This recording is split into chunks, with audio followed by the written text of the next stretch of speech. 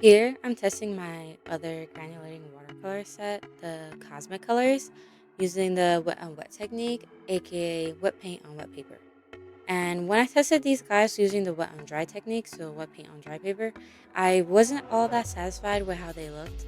But with granulating colors, you get more of that texture the more water you use. So I had to see how they looked using the wet on wet technique and take a moment to watch them bloom. And it's as they dry that you see the texture come out and also hints of different colors. Well, pretty much all of them do that except for the cosmic green. The cosmic green doesn't have another colored pigment within it, which is kind of sad because all the others do, but it's still a beautiful color.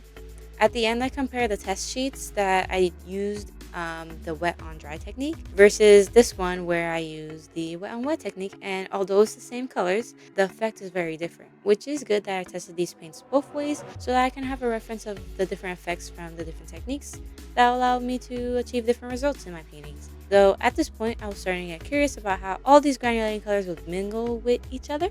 So in the next video, I am literally throwing all of them onto one paper and playing around with them like that. See you next one.